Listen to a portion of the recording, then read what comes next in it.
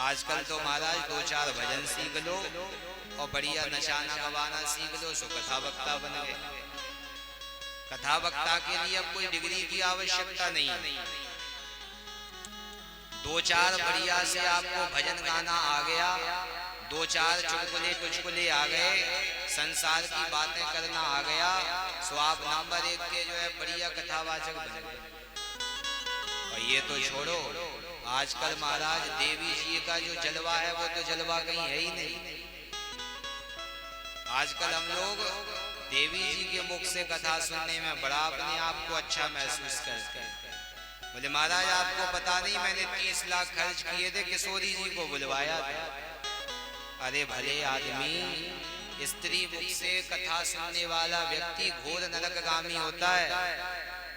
तो कथा तो तुमने सुनी कल्याण के लिए और घोर नरक के गामी और हो गए।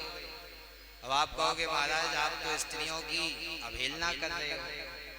ऐसा नहीं है, माताएं सम्मानीय हैं, हमेशा से सम्मान की पात्र नहीं है।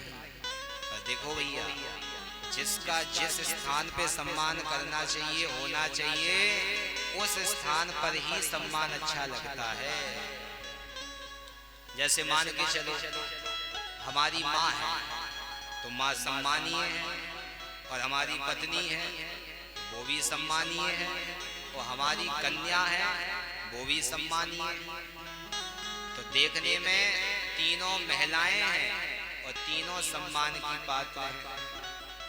पर क्या जो सम्मान हम अपनी पत्नी को देते हैं वो सम्मान अपनी माता को दे सकते हैं? या जो सम्मान हम अपनी माता को देते हैं वो सम्मान क्या हम अपनी पुत्री को देते हैं?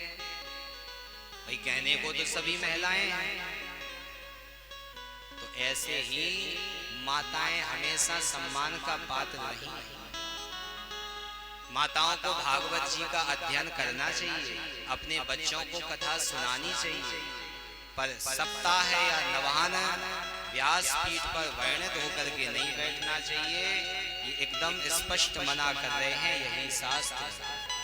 इसीलिए हम तो हर अपनी कथा से यही निवेदन करते हैं कि भैया कल्याण के लिए हम जो कथा सुनते हैं तो कहीं ना कहीं कल्याण की भावना जरूर होनी चाहिए। केवल संगीत सुनने से ही कल्याण नहीं होगा, कल्याण होगा औषधि खाने से। तो इसीलिए आप लोग कल्याण के लिए कथा को जब सुनो तो वक्ता का चयन बहुत सावधानी से करो।